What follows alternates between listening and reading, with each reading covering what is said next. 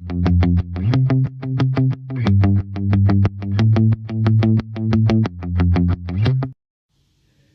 ஃபேண்டசிலேருந்து பங்குனி உத்திரம் பற்றி தாங்க நம்ம பார்க்க போகிறோம்.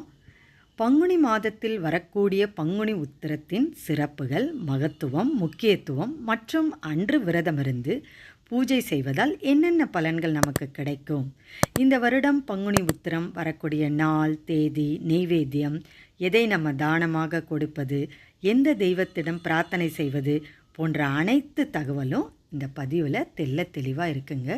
ஸோ வீடியோவை ஸ்கிப் பண்ணாமல் முழுசாக பாருங்கள். இந்த வீடியோவை சப்ஸ்கிரைப் பண்ணாமல் பார்க்குறவங்க சப்ஸ்கிரைப் பண்ணி வச்சுக்கோங்க. பக்கத்தில் வர பெல் ஐக்கானை கிளிக் பண்ணுங்கள். அப்போ தான் நான் போடுற வீடியோஸ் உங்களுக்கு உடனுக்குடன் நோட்டிஃபிகேஷனில் வருங்க. சரி, பொதுவாக ஒவ்வொரு மாதமும் வரக்கூடிய பௌர்ணமிக்கு தனி சிறப்பு உண்டுங்க.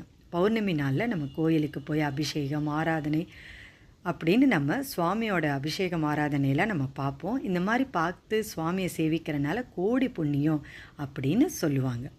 அப்படி பார்த்திங்கன்னா பங்குனி மாதத்தில் வரக்கூடிய பௌர்ணமியும் உத்திர நட்சத்திரமும் ஒன்றாக சேருகிற காலத்தை பங்குனி உத்திர விழாவாக கொண்டாடுகிறோம். ஏன்னா இந்த பங்குனி மாதத்தில் வர இந்த பௌர்ணமி உத்திர நட்சத்திரமும் ஒன்றாக சேர்றனால தாங்க அவ்வளோ ஒரு விசேஷமான நாள். அதை தான் நம்ம பங்குனி உத்திர விழாவாக நம்ம கொண்டாடிட்டுருக்கோங்க. சரி, இந்த நாள் எதற்காக இவ்வளவு சிறப்பு மிக்கதாக உள்ளது அப்படின்னு நீங்கள் பார்த்தீங்கன்னா, எல்லா தெய்வங்களுக்கும் திருமண வைபவம் நடந்த நாள் இந்த சிறப்புமிக்க பங்குனி உத்திர நாள் தாங்க. சிவபெருமானுக்கும் பார்வதிக்கும் திருமணம் நிகழ்ந்த நாள் இந்த பங்குனி உத்திரம்தான். முருகப்பெருமான் தெய்வானையை மணந்து கொண்ட நாளும் பார்த்திங்கன்னா இந்த பங்குனி உத்திரந்தாங்க. ராமபிரான் சீதாதேவியை மணந்த நாளும் இதே பங்குனி உத்திரம்தான். மகாபாரதத்தில் கிருஷ்ண பரமாத்மா பகவத்கீதை இந்த உலகுக்கு அளித்த திருநாளும் இதே நாள் தாங்க. அது மட்டும் இல்லாமல் மகாபாரதத்தில் அர்ஜுனன் அவதரித்த நாளும் இதே பங்குனி உத்திரந்தாங்க. கல்விக்கு அதிபதியான சரஸ்வதி தேவி நான்முகனாகிய பிரம்மாவை கரம் பிடித்த நாளும் இதே பங்குனி உத்திர திருநாள் தாங்க. இப்படி சொல்லிக்கிட்டே போகலாங்க. பங்குனி உத்திர நாள் நிறைய சிறப்புமிக்க விஷயம் நடந்திருக்குங்க. அதனால் இது அப்படியே சொல்லிக்கிட்டே நம்ம போகலாம். இந்த பங்குனி உத்திர நாள் அவ்வளோ சிறப்பு வாய்ந்த நாள் அப்படின்னு சொல்லலாங்க.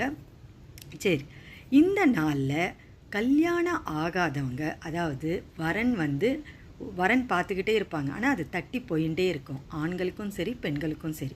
இந்த மாதிரி உள்ளவங்க என்ன பண்ணணும்னா, இந்த பங்குனி உத்திர நாள் அன்னைக்கு விரதம் இருந்து வழிபாடு பண்ணிங்கன்னா அடுத்த பங்குனி உத்திரம் வரத்துக்கு முன்னாடியே உங்களுக்கு வரன் அமைஞ்சிருங்க. இந்த பங்குனி உத்திர விழாவை கல்யாண விரதம் அப்படின்னு கூட சொல்லுவாங்க. கல்யாணம் ஆகாதவங்க மட்டும்தான் விரதம் இருந்து பூஜை பண்ணணுமா மேடம் அப்படின்னு நீங்கள் கேட்டிங்கன்னா அப்படி இல்லைங்க. கல்யாணம் ஆனவங்களும் நம்ம விரதம் இருந்து பூஜை பண்ணலாங்க. அந்த மாதிரி நம்ம பூஜை பண்ணோன்னா அதுக்கு என்ன பலன்கள்னு நீங்கள் பார்த்தீங்கன்னா, குடும்ப ஒற்றுமை மேம்படும். தம்பதியர்கள் பிரிந்து இருந்தாங்கன்னா அவங்க ஒன்று சேருவாங்கங்க. இல்லற வாழ்க்கை நல்லபடியாக அமையும். அவங்களுக்கு நல்ல குழந்தைகள் பிறக்கும். இந்த வருஷம் பங்குனி உத்திரம் மார்ச் 25 திங்கட்கிழமை. உத்திர நட்சத்திரம் தொடங்குகிற நேரம் மார்ச் 24 காலை 7:34க்கு ஆரம்பித்து மார்ச் 25 காலை 10:38 முடியுதுங்க. பங்குனி உத்திரத்துக்கு முதல் நாளே நம்ம என்ன செய்யணும், வீட்டையெல்லாம் சுத்தம் பண்ணி பூஜை பாத்திரம்லாம் தேய்ச்சி வச்சு மஞ்சள் குங்குமம்லாம் வச்சுக்கணுங்க. பங்குனி உத்திர நாள் அன்றைக்கி நம்ம காலையிலேயே பிரம்ம முகூர்த்த நேரத்திலே எழுந்திரிச்சு குளித்து சுவாமி ரூமில் உள்ள படத்துக்கு எல்லா சுவாமிக்கும் நம்ம பூக்களை போட்டு விளக்கேற்றி வச்சிடணுங்க. விளக்கேற்றி வச்சுட்டு நம்ம பூஜையை ஸ்டார்ட் பண்ணலாம். விரதம் இருக்கணும்னு நினைக்கிறவங்க விரதம் இருந்து நம்ம பூஜையை செய்யலாங்க. பால் பழம் விரதம் என்னால் உபவாசம் இருக்க முடியாது அப்படின்றவங்க பால் பழம் எடுத்துகிட்டு நம்ம பூஜையை செய்யலாங்க. ரொம்ப எளிமையான பூஜை தாங்க. வெத்தலை, பாக்கு, பழம். வீட்டில் நம்ம சக்கரை பொங்கல் செய்யலாம், கல்கண்டு சாதம் செய்யலாம். இல்லை இது மாதிரிலாம் எதுவும் என்னால் செய்ய முடியலைங்க அப்படின்னு சொல்கிறவங்க ட்ரை ஃப்ரூட்ஸும் பாலும் பழமும் வச்சு கூட நம்ம நெய்வேத்தியம் செய்யலாங்க. நமக்கு தெரிஞ்ச முருகன் பாடல்கள் பாடலாம், சிவபெருமான் துதி அதையும் நம்ம படிக்கலாம். பங்குனி உத்திர நாள் அன்னைக்கு ஆலயத்திற்கு சென்று திருக்கல்யாண உற்சவம் சுவாமியை பார்த்து சேவித்தோன்னா ரொம்ப விசேஷமானதுங்க. ரொம்ப நமக்கு புண்ணியம் கிடைக்குங்க. அது மட்டும் இல்லாமல் முருகப்பெருமான் வள்ளி தெய்வயானையோடு இருக்கிற கோலமும் சிவபெருமான் பார்வதியோடு இருக்கிற கோலத்தையும் ஸ்ரீமன் நமோ நாராயணமூர்த்தியை நம்ம சேவிக்கிறது ரொம்ப விசேஷங்க. அந்த